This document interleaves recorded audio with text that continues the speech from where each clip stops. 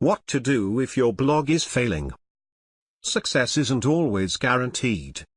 However, if your blog or website is failing, then there is probably a reason. A niche. In most cases, your niche isn't that important, as you can always succeed if you tick plenty of other boxes. But that's not always the case. As an example, a friend of How to Start a Blog invested time and money in a host of websites and blogs a couple of years ago. Many of these succeeded and are still popular to this day, but two of them flopped. One was a sports site, with content previewing and reviewing sports events, and the other was a gaming site, covering classic games.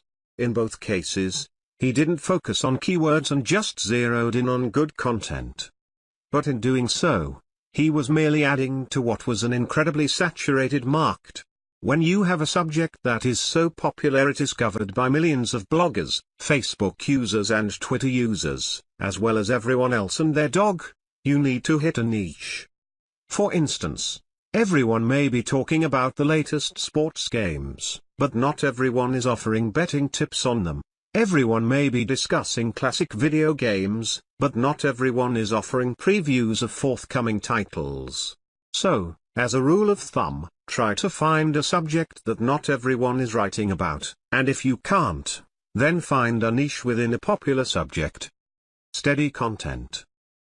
The more content you create, the bigger your site will become and the sooner those visitors will start to roll in. It's important to create a steady schedule of content, whether it be publishing once every day or once every 2 days. You want to show Google and your readers that this is an active site, one that has not faded into the abyss and one that still has value. The newer your site is, the more regularly you should be posting content.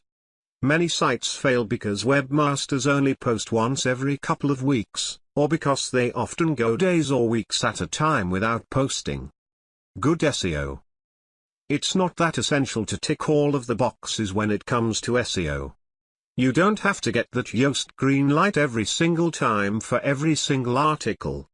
However, it's important to have some degree of quality SEO, whether it comes from well-written content, good titles with well-researched keywords, or even just articles that hit the right word count. In most cases, you'll hit the right marks just by focusing on well-written content. But if your content is poorly written and researched, if it provides no value to the reader and it doesn't have any keywords or tags, then it's not going to work. Of course, the main thing you should focus on is 100% original content. Bad SEO. Many first-time webmasters and bloggers get frustrated with the lack of instant success, and they resort to paying for cheap backlinks, directory inclusions and other low-quality SEO. Sometimes, the worst thing you can do is hire a cheap PR expert to improve your rankings, because while they may only cost a few dollars an hour, they don't really care about your success. They will do what it takes to get an instant rise in your rankings, knowing that once they have been paid and you have lost contact, those rankings will drop and Google will punish you. Good SEO takes a lot of time and or money. If it requires neither of these things, then there's a good chance that it'll do more harm than good. Bought website. If you purchased an established website for a ready-made blog, your problems could be someone else's doing. This can be a great way to turn a quick profit and to avoid all of the time-consuming work that comes with starting a blog or website. But it's not recommended unless you know what you're doing. In many cases, you aren't privy to essential information, such as any previous blacklists, problems with Google or compatibility issues. A good indicator is if no one else is bidding on it and it seems like a steal. In many cases, the reason it seems like a steal is because you're not seeing what all of the other, more experienced bidders, are seeing. Self-promotion. Although a self-promotion isn't essential, it won't hurt. And if you want to create an active community of readers, a community that will engage with you and your site, then it becomes essential. If you do this, the numbers will increase, you will generate higher profits and your articles will get more comments and shares. If not, your site won't grow very quickly, and depending on the niche, it may fail to grow at all. Patience. So you've followed the steps in this guide bit by bit. You've created those base articles and you've made sure that those articles are followed by regular content. You've done the promotion, you've avoided bad SEO, haven't employed any dirty tricks and have even acquired a few backlinks. But it still isn't working. Why? Well, in most cases, all cases actually, it just takes time.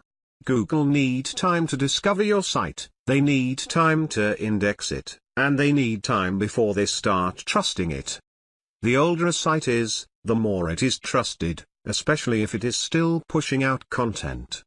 It usually only takes a few months, but it can take up to a year before things really get going. As an example, if you have an old blog that you have since given up on, check back with your analytics and take a look at your domain authority. You might be surprised to discover that some of your old posts are ranked quite highly and are attracting more visitors than when you first launched it, and that your DA is higher than it was back then. Now, just imagine how many visitors it would have attracted if you hadn't given up on it. If your blog or website is failing, then there is probably a reason. We have communicated with many bloggers who think they have done everything right and, for whatever reason, just can't make a success of things. But as soon as we dig a little deeper and ask some questions, they usually admit to failing in one of those areas. Most of the time they believe that one oversight or one mistake isn't going to hurt them, but it can, and it does. Blogging is like life in that there are two ways you can make a name for yourself, two ways that you can succeed. On the one hand, you can put in the hours. You can work incredibly hard, make necessary sacrifices and never give up. If you do that, then eventually, you will succeed. But on the other hand, you can throw some money around and enjoy more success sooner. So, with that in mind,